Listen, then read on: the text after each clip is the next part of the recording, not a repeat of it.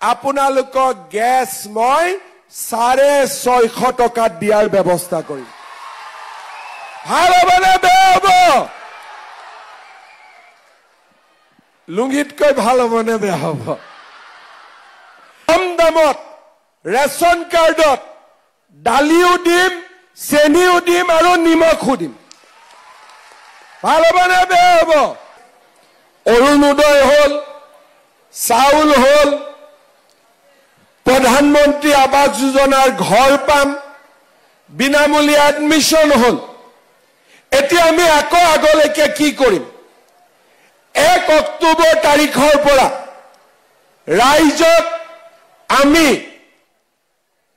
কম দামত ৰেশন কাৰ্ডত দালিও দিম চেনিও দিম আৰু নিমখো দিম ভাল হ'বনে বেয়া হ'ব লুঙ্গিতকৈ ভাল হ'বনে বেয়া হ'ব ভাল হ'বতো বজাৰতকৈ 30 টকা কম দামত দালিও পাব চেনিও পাব নিমখো পাব আৰু কি লাগিব কৈ দিয়ক আজি আৰু কি লাগিব অলপ ডাঙৰকৈ কওক আৰু কি লাগিব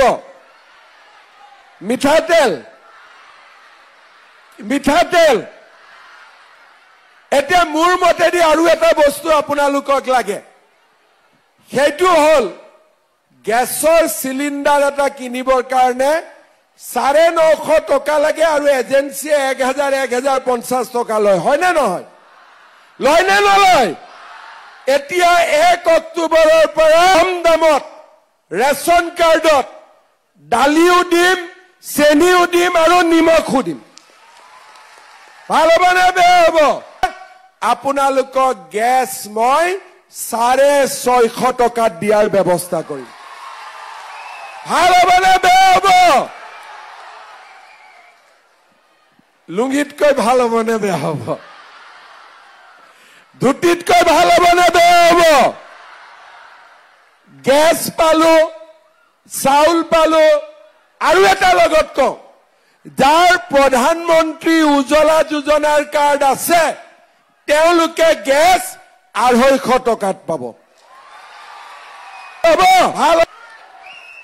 তই বিৰাট ফুৰ্তি পাইছ বাবা তই বেছি গ্যাস খাই নিদিবি আকৌ এটাই সিলিন্ডাৰ লবি হ'ব 650 গ্যাস আৰু 250 টকাত গ্যাস তাৰ মানে আপোনালোকে চিন্তা কৰক বিজেপি আহিলে অৰুণোদয় পালো চাউল পালো দালি নিমখ চেনি পালো আৰু লগতে আমি গ্যাসো 650 টকা আৰু 250 টকাত পালো কলেজতো এডমিশন বিনামূলীয়া হ'ল আৰু